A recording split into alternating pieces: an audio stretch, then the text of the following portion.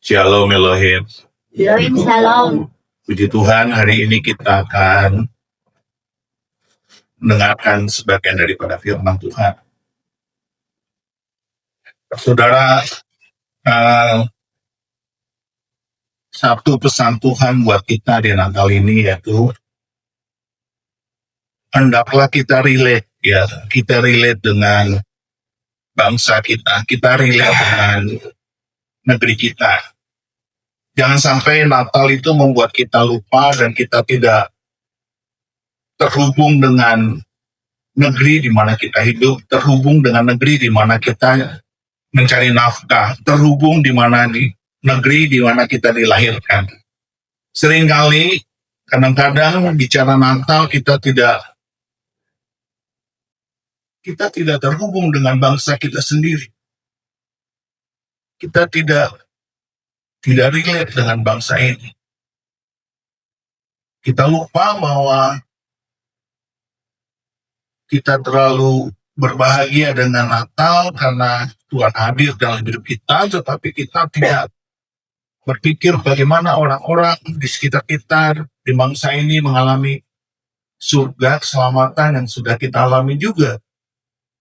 Sehingga kadang-kadang kita tidak mempunyai kasih yang dalam terhadap negeri ini.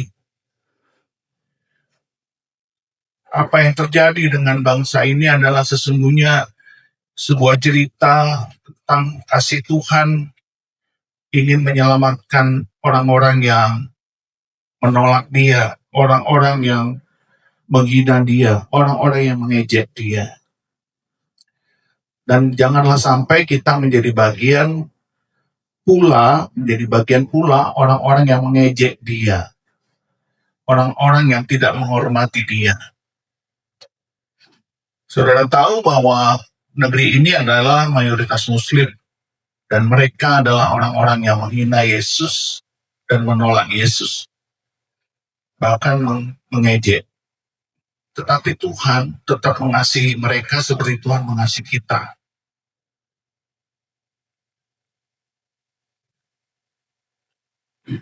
Saya sudah dapatkan dari Tuhan di bulan Februari tahun ini, sudah saya sampaikan ke beberapa jemaat. Maaf saudara, saya masih emosi karena masih merasakan tidak Tuhan. Ketika Tuhan bicara di Yesaya 5 ayat 20 itu, kita buka dulu deh sebentar ya, supaya pesan Natalnya masuk ya.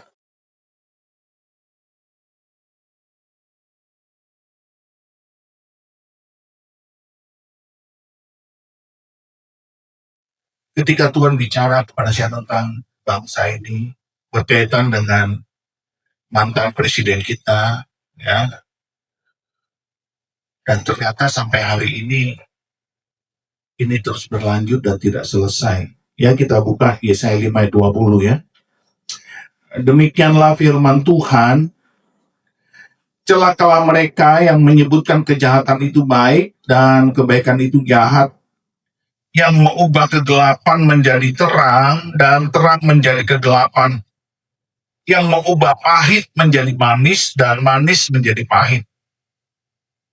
Apa artinya? Artinya bahwa bangsa ini sudah sering membolak-balik kebenaran, membolak-balik kejahatan menjadi baik, menjadi benar, kebenaran menjadi jahat.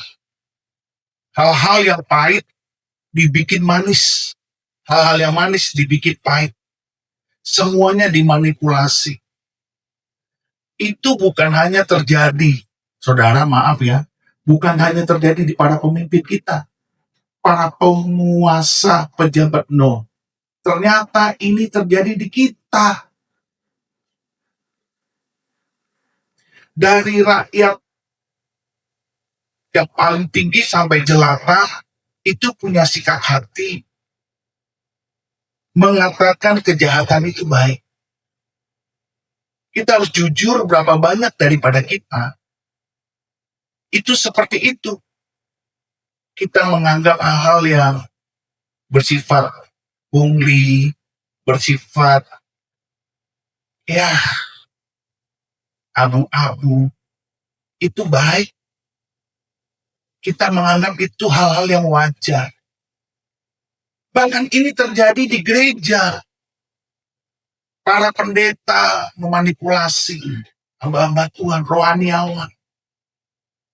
Gereja mengalami kemunduran secara kekudusan, kesalehan.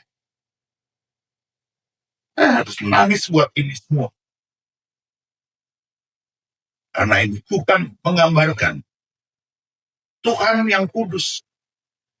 Dan kita ada di sini, di negeri ini, bukan menjadi sesuatu yang gelap. Kita harus menjadi yang terang.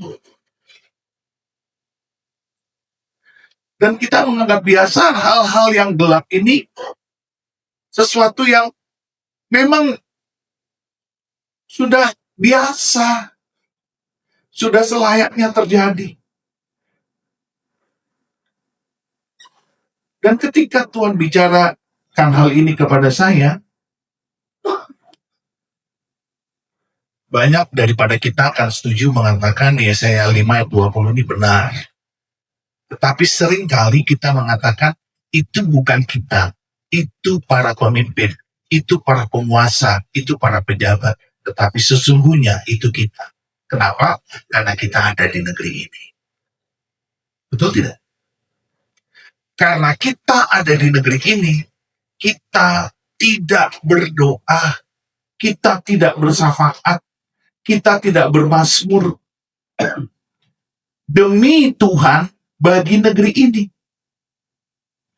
Kita malah mengkritik, mencaci, memaki, menghina para pemimpin, mengejek mereka. Kita mentertawakan, kita membuat meme, kita memparodikan. Tetapi itu kita. Tuhan bilang, engkau kutempatkan di negeri ini untuk memberitakan kesejahteraan bagi negeri ini. Untuk memberitakan terang bagi negeri ini. Kalau kita tidak setuju dengan yang gelap menjadi terang, dengan yang terang menjadi gelap, dengan yang benar menjadi jahat, dengan yang jahat menjadi benar, dengan yang manis menjadi pahit, dengan yang pahit menjadi manis, kita harus diam. Kita jangan mengejek, jangan menghina, jangan memaki, jangan mengkritik. Sebab apa? Sebab itu kita. Kita ini di negeri ini ibarat kita sebuah keluarga. Kalau keluarga kita, bapak kita, ibu kita, nggak benar, jahat, tidak cukup kita mengkritik, tidak cukup kita membuat dia meme. Tapi kita mendoakannya. Dan kita terus berpikir benar tentang bangsa ini dengan penuh kasih. Tetapi ketika kita cuek dan kita tidak peduli, saudara harus mengerti itu tidak akan bertambah baik. Sebab iblis, si pendakwa itu, akan berkata, wah, syukurin. Aku berhasil membuat bangsa ini terpecah belah. Aku berhasil membuat bangsa ini saling menuding. Aku berhasil memporak-porandakannya. Harusnya kita berdiri sebagai pangkat. Ketika perjanjian lama sampai di Maleaki, lalu perjanjian baru mulai di Matius, Lukas, Markus, Yohanes. Tuhan tidak bicara kepada bangsa Israel selama 400 tahun. Why? Tuhan senyap, sunyi. 400 tahun. Ketika Maleaki selesai sebagai nabi terakhir di perjanjian lama, berbicara tentang suara Tuhan bagi Israel, bagi Bani Israel, bagi kaum Israel, ketika dia berhenti berbicara, karena Tuhan berhenti berbicara. Kenapa Tuhan berhenti berbicara selama 400 tahun? Tuhan tidak bicara kepada bangsa Yahudi, kepada bangsa Israel. Why? Sampai akhirnya Gabriel muncul dan dia berbicara kepada Zakaria, kepada Imam Zakaria, dan dia bilang apa?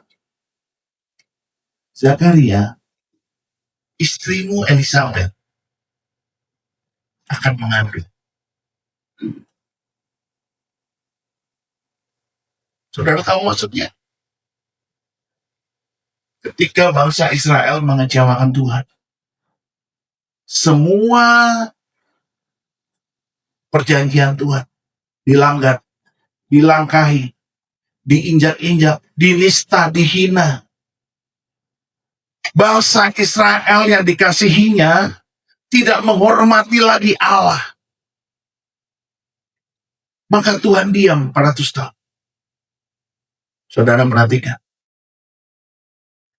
Apa bedanya dengan kita? Di sini, di Indonesia, bangsa ini mayoritas tidak memuliakan Tuhan.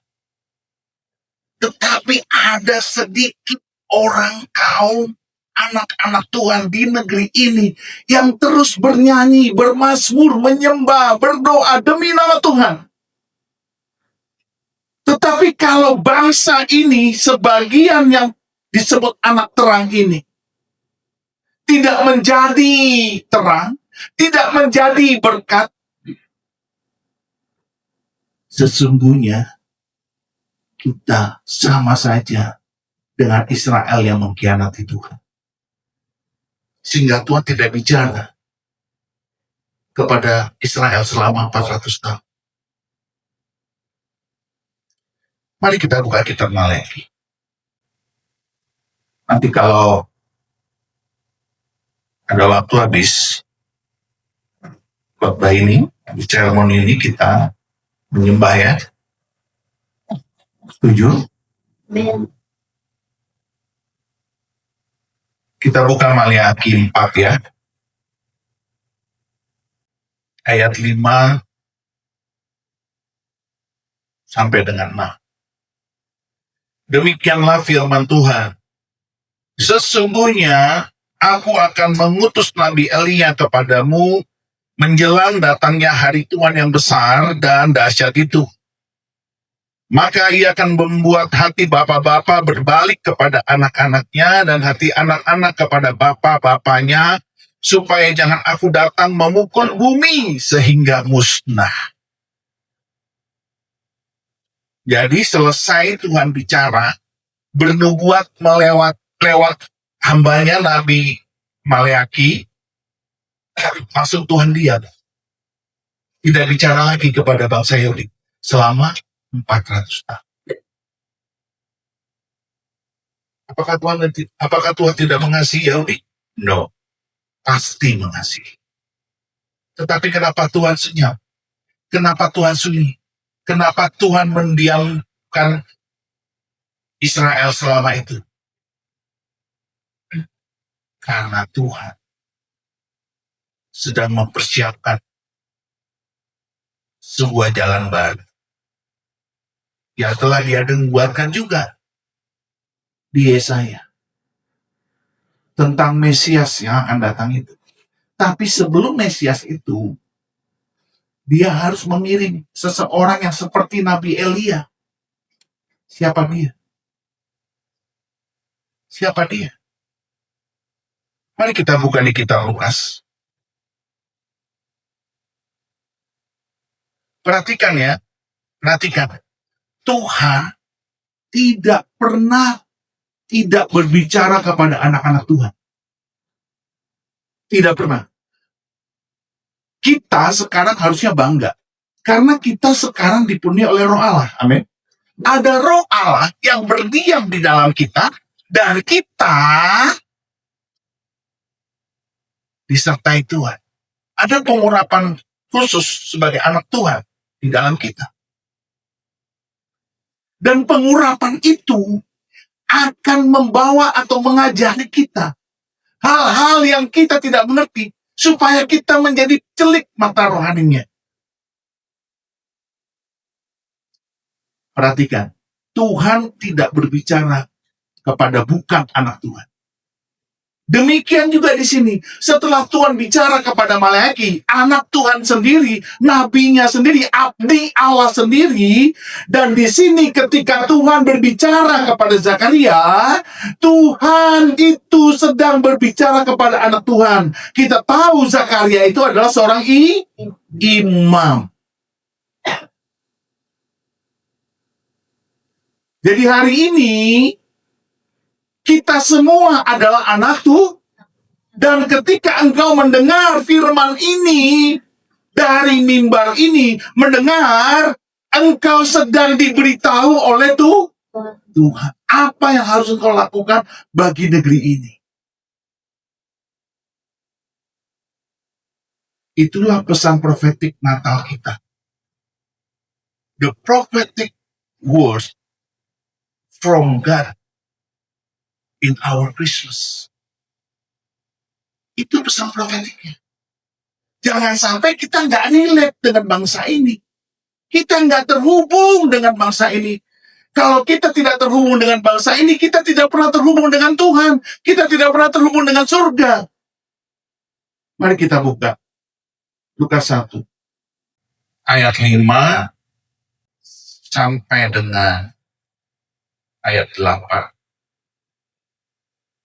Demikianlah firman Tuhan. Pada zaman Herodes, Raja Yudea, adalah seorang imam yang bernama Zakaria dari rombongan Abia. Istrinya juga berasal dari keturunan Harun, namanya Elisabet. Keduanya adalah benar di hadapan Allah dan hidup menurut segala perintah dan ketetapan Tuhan dengan tidak bercacat. Tetapi mereka tidak mempunyai anak sebab Elisabet mandul dan keduanya telah lanjut umurnya. Pada suatu kali waktu tiba giliran rombongannya, Zakaria melakukan tugas keimaman di hadapan Tuhan. Perhatikan, Tuhan tidak bicara kepada yang bukan imam.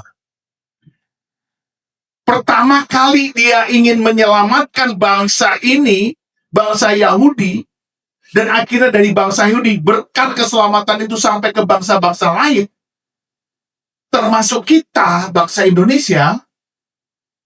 Tuhan bicara kepada seorang imam. Apa artinya? Artinya Tuhan hanya bicara kepada anak Tuhan. Perhatikan. Yang hidupnya, perhatikan. Keduanya adalah benar di hadapan Allah. Dan hidup menurut segala perintah dan ketetapan Tuhan dengan tidak bercacat. Kenapa kita tidak relate dengan surga dan dengan bangsa ini? Kemungkinan besar kita hidupnya tidak benar. Kemungkinan besar walaupun kita sebagai anak Tuhan, kita memiliki cacat. Yaitu apa? Dosa yang belum diampuni. Dosa yang belum diakui. Dosa yang belum diminta pengampunan dari Bapa di surga. Itu persoalannya. Kenapa kita tidak relate? Tetapi Imam Zakaria, ternyata Tuhan perhatikan dari surga, hidupnya benar. Dan jangan lupa, istrinya pun keturunan imam. Karena keturunan daripada Harun, baik Zakaria maupun Elisabet, kedua-duanya keturunan Harun. Dan Harun itu adalah imam yang telah ditetapkan Tuhan melalui perjanjian dengan Musa berdasarkan kitab Taurat. Jadi kita sekarang adalah imamat rajani. 1 Petrus 2 ayat 9. Engkaulah imamat rajani, bangsa kepunyaan Allah. Engkau bangsa yang kudus, kepunyaan Allah. Kita imamat rajani. Jadi hari ini, kalau engkau mendengar firman Tuhan yang begini, Tuhan sedang bicara kepada kita. Engkau tidak bisa melepaskan jubah imammu dan mencampakkannya, membuangkannya, lalu engkau tidak relate dengan Tuhan dan tidak relate dengan bangsa ini. Karena imam tugasnya adalah menyampaikan keluhan-keluhan umat, keluhan-keluhan bangsa kepada surga, kepada Bapa di surga. Itu imam.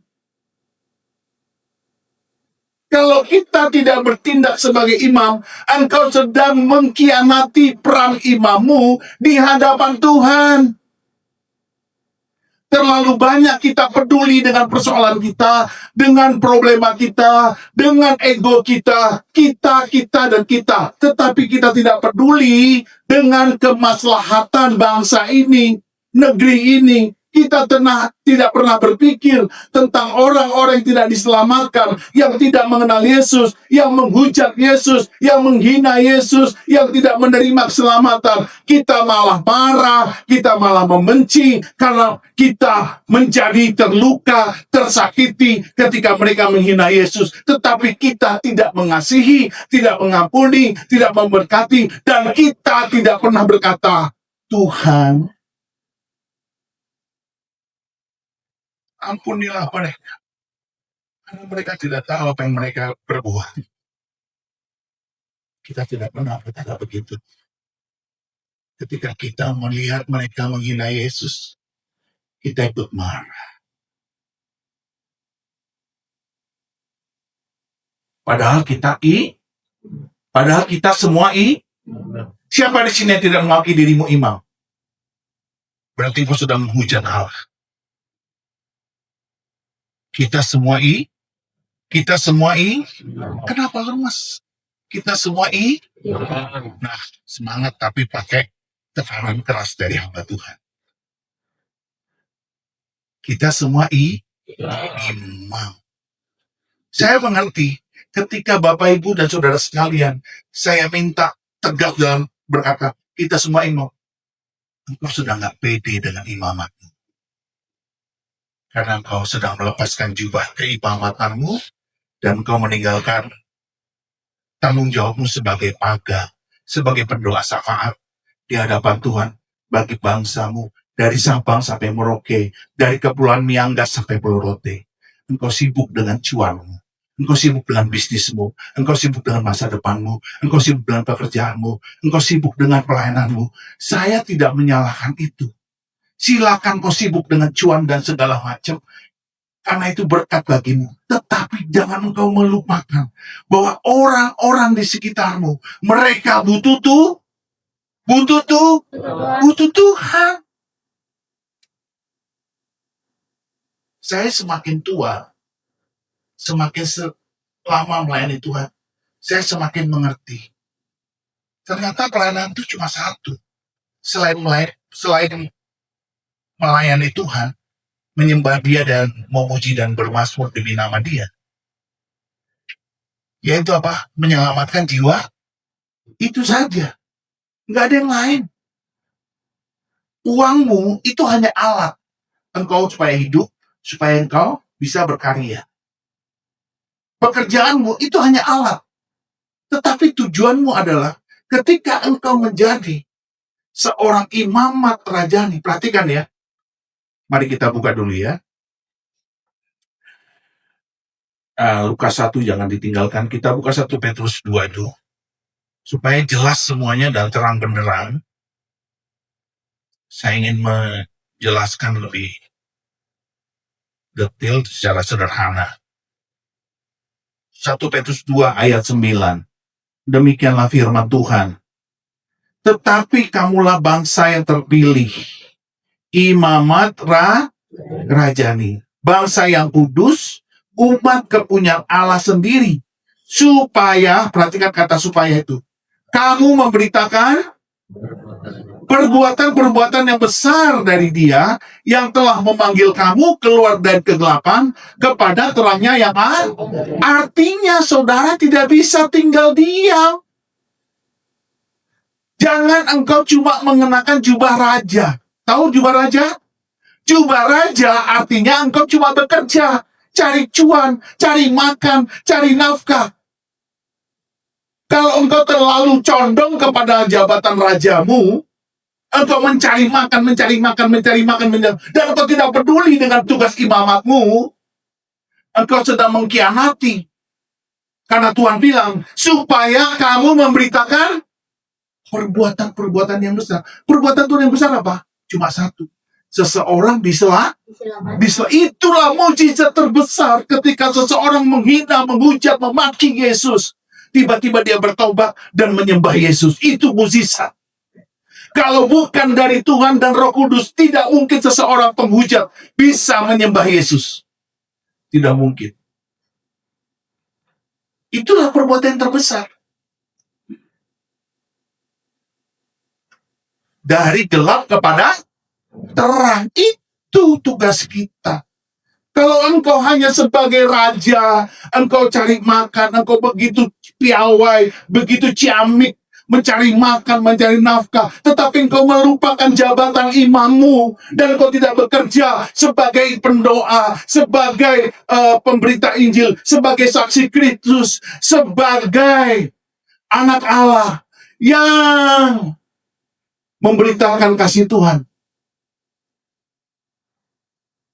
Engkau sedang tidak memuliakan Tuhan. Sesungguhnya kita sendiri sedang menghujat. Nggak mau dibilang menghujat Allah. Pasti nggak mau, betul tidak? Tetapi engkau tidak melakukan pekerjaanmu sebagai imam. Seharusnya itu harus seimbang antara jabatan imam dan jabatan raja. Cari makan oke, cari cuan oke, cari nafkah oke, tetapi engkau terus bersaksi, terus menjadi berkat, terus menjadi terang, dan engkau terus berdoa dan menginjili jiwa-jiwa. Bagaimanapun caranya, engkau minta Roh Kudus supaya engkau bisa berkata-kata dan bersaksi demi nama Yesus untuk keselamatan orang-orang di sekitarmu.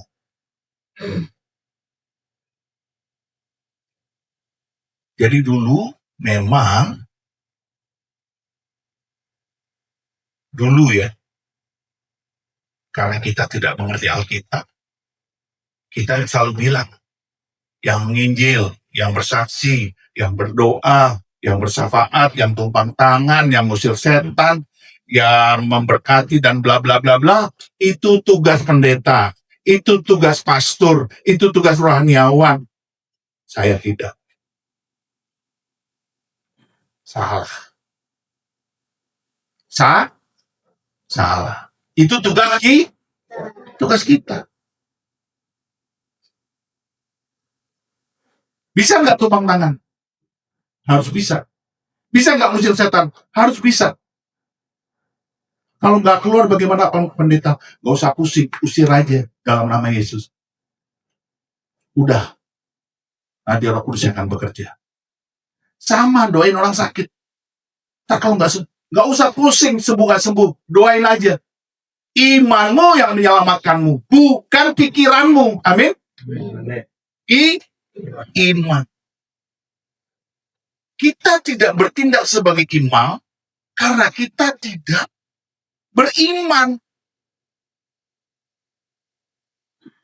Makanya negeri ini terus ditimpa bencana, ditimpa musibah, dan para pemimpinnya blunder-blunder mulu.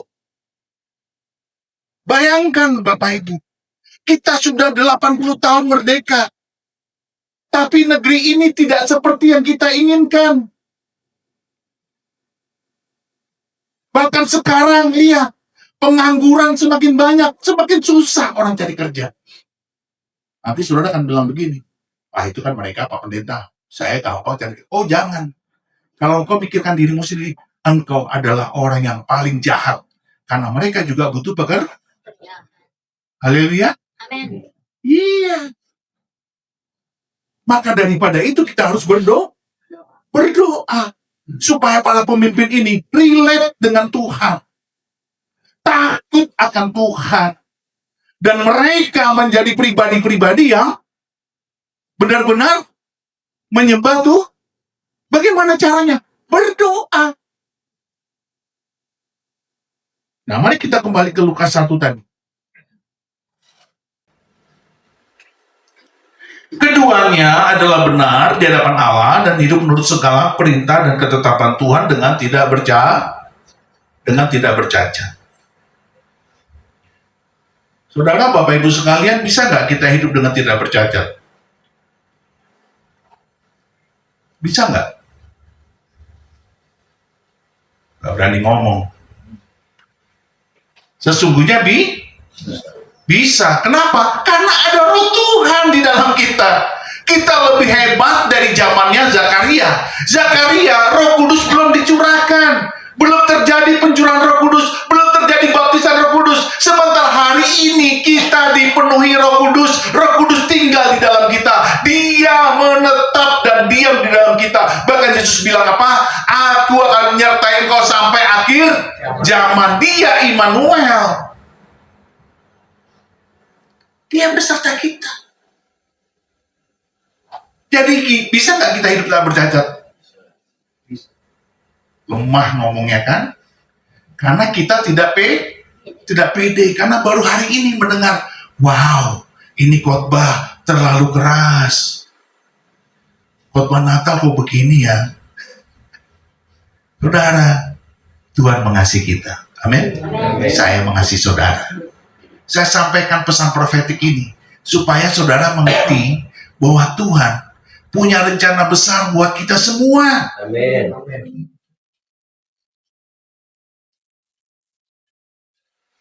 Saya kasih tahu ya, bagaimana perjalanan hidup saya penuh dengan profetik.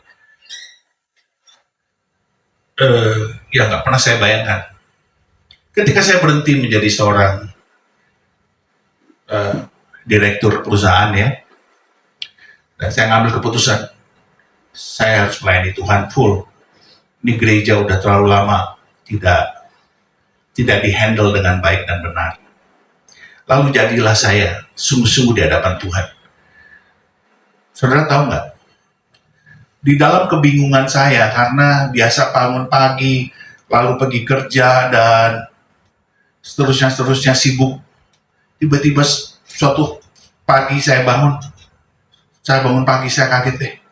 Oh iya ya, gue nggak ngapa-ngapain nih, gue nggak kerja, ngapain ya? Bayangkan saudara, seorang hamba Tuhan full heart, ya, saya melayani Tuhan dan saya juga melayani di marketplace. Saya bersaksi buat di kantor saya doain orang-orang Muslim, ya karena dia anak buah saya, dia pasti nurut didoain. Karena orang Muslim tuh paling anti sama orang Kristen didoain. Tapi karena dia tidak punya anak, saya bilang mau nggak didoain? Oh mau Pak, mau Pak. Saya doa dalam nama Yesus ya. Oh iya Pak, silakan tumpang tangan. Banyak hal yang saya lakukan di hadapan Tuhan. Tapi saya masih belum puas. Why? Karena panggilan saya sesungguhnya bukan full heart. Harusnya saya dari dulu full time, bukan hanya full heart. Akhirnya saya ambil keputusan karena saya udah mulai stres. Pekerjaan ini nggak ada tujuan. Tiba-tiba dalam kebingungan saya, ngapain ini ya? Istri saya nggak tahu. Istri saya nggak tahu kalau saya bingung. Wajar itu secara tubuh jasmani, bangun pagi pergi kerja karena laki-laki cari nafkah. Bangun pagi bingung. Tiba-tiba anak rohani saya bilang gini, Kak Anjar, khotbahnya Kak Anjar bagus, kenapa nggak direkam, diupload di YouTube? Oh ya, saya mikir, saya nggak ngerti YouTube, nggak ngerti bikin konten, buta sama sekali, umur sudah segini, kalau masih muda gampang. Akhirnya saya kerjakan. Bertambahnya waktu terus berlanjut. Tiba-tiba datanglah teman saya seorang pendeta. Dia bilang gini, Pak Anjar, kontennya bagus. Maksudnya khotbah-khotbah saya. Terus dia bilang, coba diisi dengan kesaksian. Itu pasti rame yang nonton. Oh iya, saya mikir, ini benar gak sih? Saudara tahu nggak? Saya tuh udah bersyukur. Khotbah saya upload di YouTube. Itu udah membuat saya healing. Tahu healing? Ketika saya perlu cas, saya perlu Roh Kudus mencas saya dengerin aja khotbah saya di YouTube. Itu saya langsung full. Jadi saudara lihat, sampai saya bilang begini, nggak peduli, nggak ada yang nonton. Yang penting saya sudah nonton. Kadang-kadang saya bingung, kok saya bisa khotbah seperti itu. Itu langsung dicas saya. Iman saya naik. Jadi ternyata Tuhan mendidik saya begini. Aku sedang mendidik engkau supaya engkau percaya kepada khotbah-khotbah. Wow, itu luar biasa sekali. Buat saya terhibur. Semakin kuat lagi saya. Ya udah, kita coba bikin kesaksian. Kesaksian itu cuma iseng. Saya pikir saya punya bahan gitu di HP saya udah lama. Udah, coba deh diupload. Tahu-tahu banyak yang meminatinya, menontonnya. Tapi kan saya nggak terlalu ke situ karena saya mau khotbah-khotbah profetik saya sampaikan. Tiba-tiba ada netizen bilang gini, kesaksiannya mana? Kok nggak diupload lagi? Banyak loh yang suka. Loh, saya bingung. Kok banyak yang suka? Akhirnya oke deh. Saya gali, saya upload, saya tonton kesaksian-kesaksian orang, lalu saya upload ulang. Tapi saya revisi ya. Saudara tahu nggak? Di situ saya mulai mengerti. Ternyata Tuhan banyak menjamah orang-orang penghujat.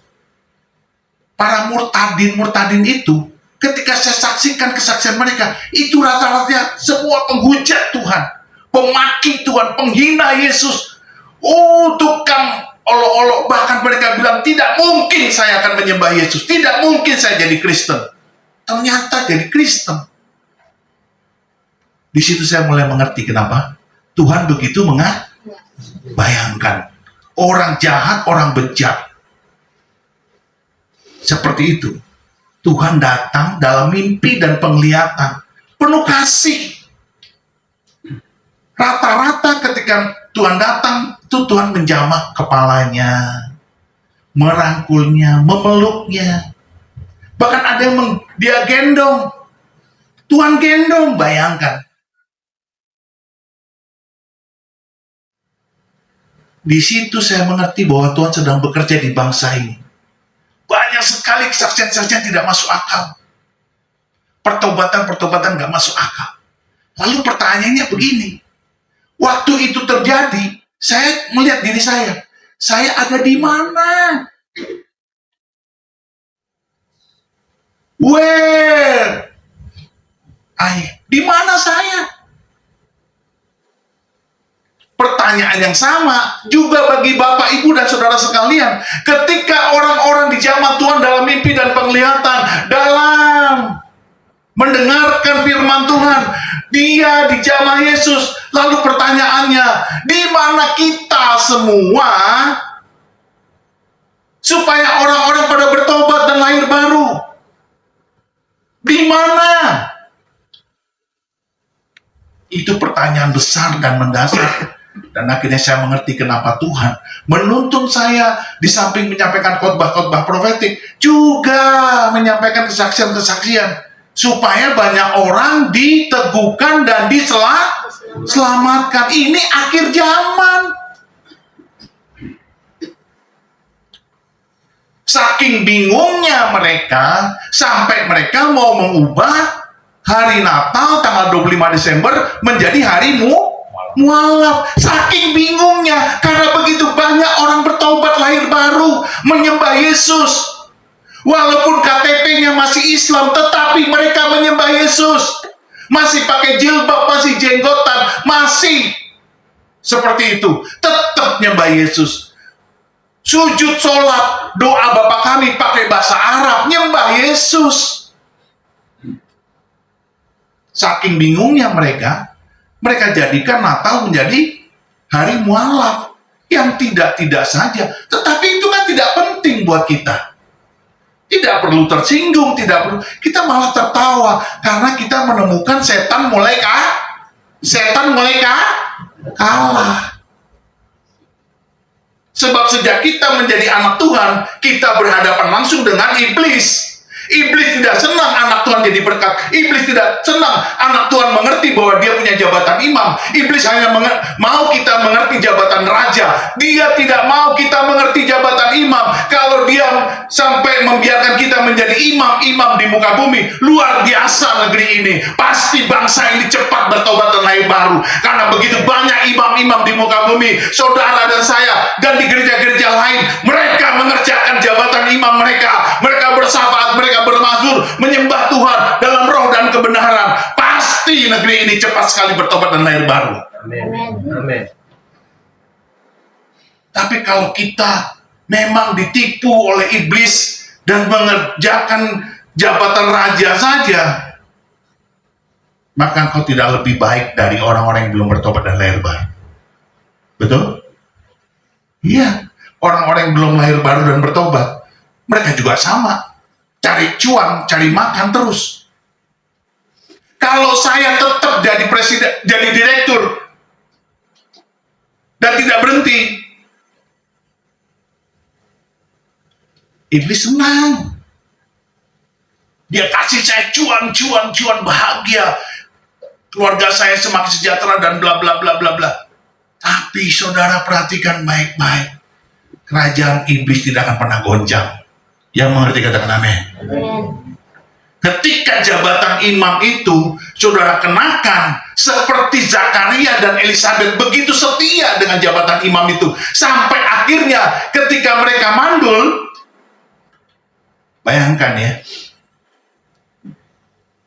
di Israel kalau seorang ibu tidak punya anak, itu sangat-sangat aib. Di Israel loh, pada masa itu sangat aib. Ketika sangat aib itu, kita perhatikan Alkitab bilang apa? Keduanya adalah apa arti kata benar? Artinya mereka tidak menyimpang ke kanan dan ke kiri. Walaupun mereka tidak punya anak, mereka tetap setia mengerjakan tugas-tugas imamatnya.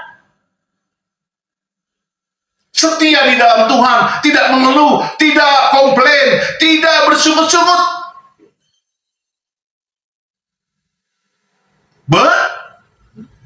Benar. Dan itu membuat Tuhan mau membuat mukjizat kepada mereka berdua. Di usia tuanya, sampai Zakaria nggak percaya. Kita lihat ayat yang ke-18.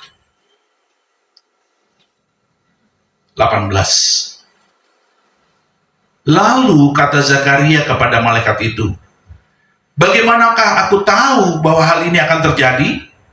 Sebab aku sudah tua dan istriku sudah lanjut umurnya. Lucu ya. Dia benar. Dan dia berdoa minta anak. Tapi ketika Gabriel datang, malaikat Tuhan datang, utusan Tuhan datang, dia malah nggak sih? Itulah mukjizat. Dia diberi anak ketika istrinya sudah menopause. Elizabeth sudah tidak mungkin lagi punya anak. Makanya dia kaget. Bagaimana mungkin itu terjadi? Peristiwa ini sama seperti Abraham dengan Sarah. Bagaimana mungkin Sarah akan hamil? Dia kan sudah tua. Ini juga sama. Jadi peristiwa mukjizat itu hanya terjadi kepada anak-anak Tuhan yang setia.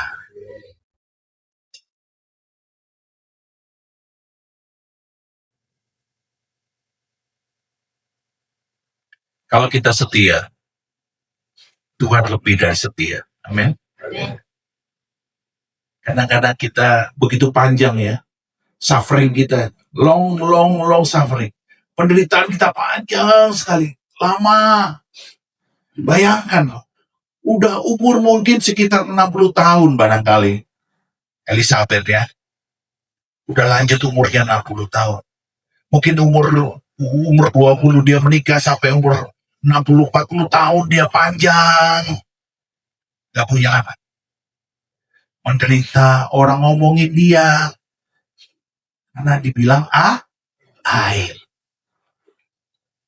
Tapi dia tetap setia, dia tetap berdoa, dia tetap bersyukur, dia tetap menjalankan. Ya, Zakaria tetap menjalankan tugas imamatnya. Dia tetap kudus di hadapan Tuhan.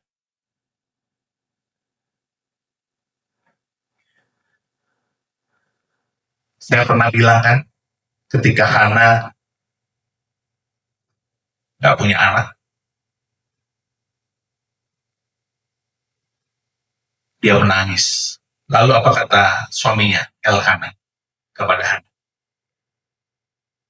Mengapa kau menangis? Tidakkah cukup bagimu aku daripada 10 anak laki-laki? Itu sama seperti begini, Tuhan ngomong sama kita. Mengapa engkau mengeluh? Mengapa engkau kecewa? Kenapa engkau menangis? Tidakkah aku, kata Tuhan, lebih daripada semua yang kau butuhkan itu? Aku lebih daripada semua yang kau perlukan itu. Karena aku adalah Tuhan. Saya terus terang, saya tidak bisa, karena saya pernah di pemerintahan, saya terus terang saya nggak bisa ngomong soal blunder-blunder pemerintah kita yang kebijakan-kebijakannya aneh sampai sekarang. Saya betul-betul sedih dan saya sempat berapa sebulanan gitu nggak bisa berdoa karena marah terhadap pemerintah kita. Tetapi akhirnya ketika saya sudah selesai marahnya dan saya kenakan jubah imamat saya dan saya berdoa sama Tuhan untuk bangsa ini lagi. Tetapi itu bukan tugas saya, itu tugas kita semua. Amin. Tugas kita semua sebagai susah sekali bilang imamnya. Sebagai imam.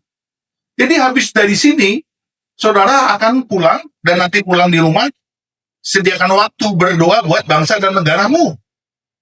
Amin. Iya. Jangan cuma mikirin bisnis.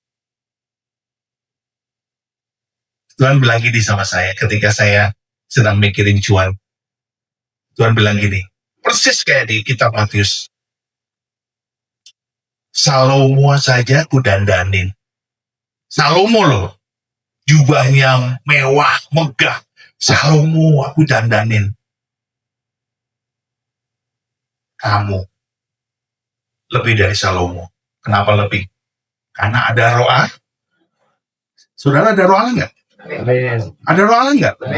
Itu dia. Kita lebih dari Salomo. Salomo dulu belum ada roh Allah. Kita sudah ada roh Allah. Roh Allah tinggal di dalam kita. Dia begitu dekat dengan kita. Jadi pesan Tuhan hari ini adalah ketika Tuhan menyampaikan pesan kepada Gabriel, lalu Gabriel menyampaikannya kepada Zakaria, dan Zakaria akhirnya melahirkan seorang nabi seperti Elia, yaitu Yohanes Pembaptis. Dia sedang menyiapkan jalan bagi Yesus Kristus, bagi Tuhan. Kita juga seharusnya sebagai imam, kita menyiapkan jalan bagi keselamatan jiwa-jiwa baru di bangsa kita. Doa dari Sabang sampai Merauke. Berdoa dari Sabang sampai Merauke. Peduli atas bangsa ini. Berdoa setiap hari.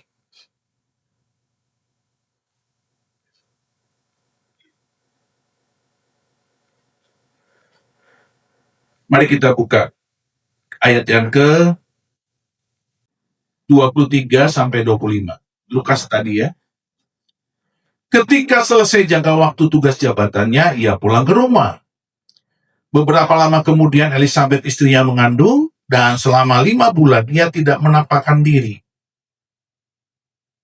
Katanya, inilah suatu perbuatan Tuhan bagiku, dan sekarang ia berkenan menghapuskan aibku di depan orang. Jadi 5 bulan, dia betul-betul mensyukuri kehamilannya. Sehingga dia tidak mau diganggu, dia tidak mau diribetkan dengan tetangga-tetangganya yang nyinyir, yang suka bergosip, yang suka bikin malu. Jadi dia diam di rumah, dia mengucap syukur kepada Tuhan. Terus-menerus selama 5 bulan. Dan kita mengerti sekarang bahwa aibnya diangkat Tuhan. Pak Pendeta, bukankah ada orang-orang yang akhirnya tidak selamat? Iya, memang ada. Tetapi apakah engkau yakin bahwa orang yang engkau tidak injili itu pasti tidak selamat? Belum tentu. Karena ada Tuhan yang masih punya kuasa. Jadi masih ada waktu buat kita terus bersaksi, terus berdoa bagi keselamatan bangsa ini, menjadi pagar, menjadi pendoa syafaat bagi negeri kita. Mari kita bangkit berdiri.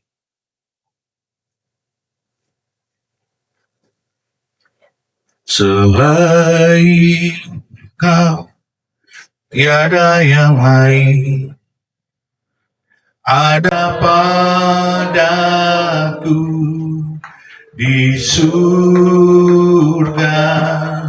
Selain Kau, tiada yang lain yang ku ingini di bumi, yang ku ingini di bumi.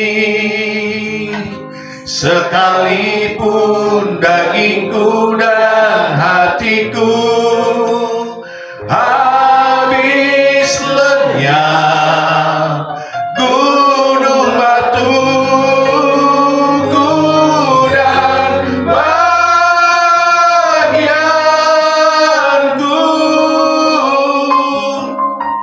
tetaplah selama-lamanya.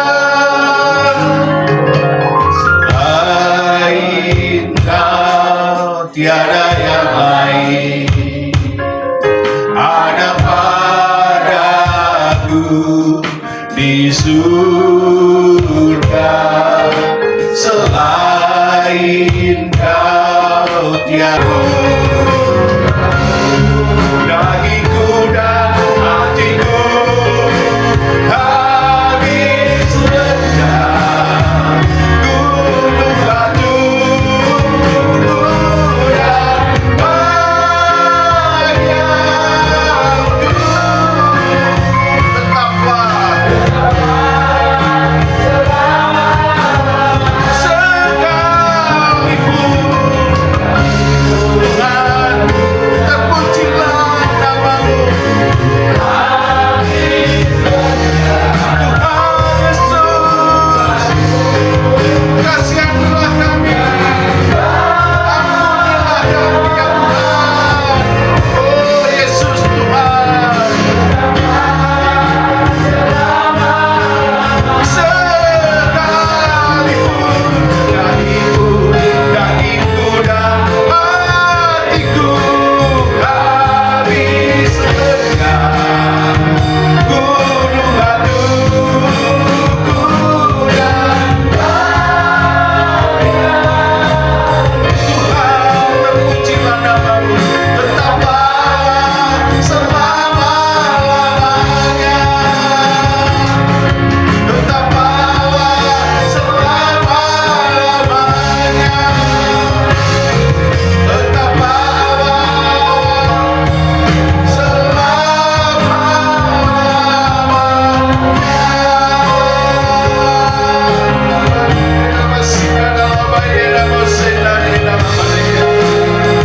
buat kami semua relate dengan Engkau Yesus.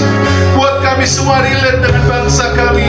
Kami tahu Tuhan kami ada di negeri ini supaya kami mensejahterakan akan negeri kami, lewat hidup kami, lewat pernyataan iman kami, lewat kesaksian kami, lewat syafaat kami. Kami menjadi paga bagi bangsa kami. Kami berdiri di hadapan-Mu bagi bangsa kami, menaikkan syafaat kami bagi orang-orang yang butuh keselamatan daripada-Mu, butuh kasih Tuhan. Ora masekari alayena masikara alamayena masida. Yesus Tuhan, mari Bapak Ibu tetapkan hatimu hari ini, berdoalah, berkata-katalah kepada Tuhan. Tuhan, kami mau menjadi imamat rajani, kami mau mengenakan jubah imam kami, berdoa bagi bangsa kami, bagi negeri kami, berdiri sebagai paga bagi negeri kami, menjadi saksi-Mu, menjadi berkat bagi negeri ini. Ya Tuhan Allah, ya Tuhan Yesus, Bapa kami yang di sorga, kasihanilah kami dan ampunilah kami. Biarlah kami terus mengasihi negeri ini dengan orang-orangnya yang tidak menerima Engkau, yang menolak Engkau, menghujat Engkau. Biarlah masika rena layena masikana. Berdoalah, berkata-katalah, firman Tuhan ada di sini, Rohnya hadir di sini. Wesenareka labakana labaso ya layena nasika. Ya la la la la la ya la la. Engkau ada Tuhan di sini selamanya. Engkau ada di hati kami selamanya. Sebab Engkau Immanuel, Engkau Immanuel, Allah beserta kami. Yesus, Yesus, Yesus, Yesus, Yesus. Selamanya kami bersyukur. Selamanya kami bermasuk bagi-Mu. Selamanya layak ditinggikan Tuhan.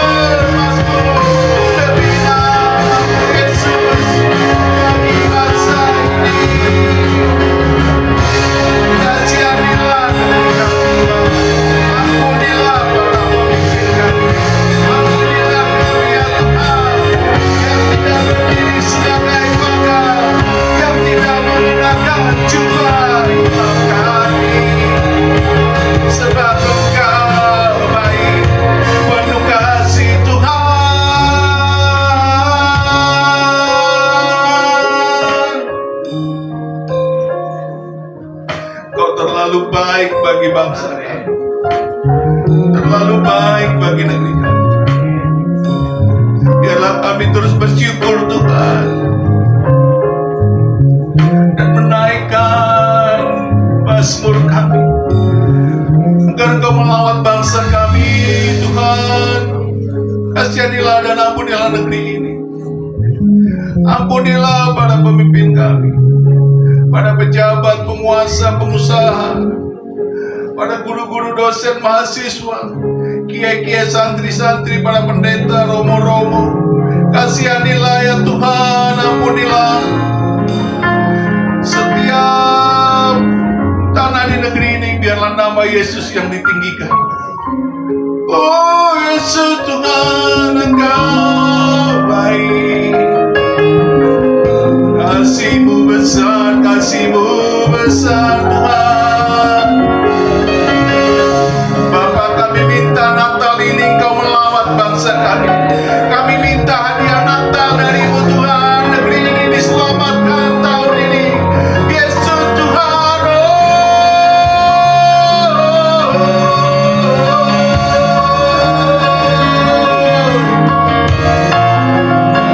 Selamatkan negeri kami, Bapa. Selamatkan bangsa kami. Kasihanilah dan ampunilah. Biarlah tercurah belas kasihan-Mu, tercurah kasih-Mu.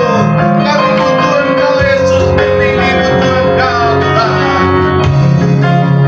Yedadalah moda sikaralah masuk. Oh ya nama sakaradalah bayar besikide. Jadikan aku Tuhan rumah doamu, agar setiap suku bangsa datang menyembah-Mu. Oh, jadikan aku Tuhan rumah doamu, agar semua suku bangsa datang menyembah.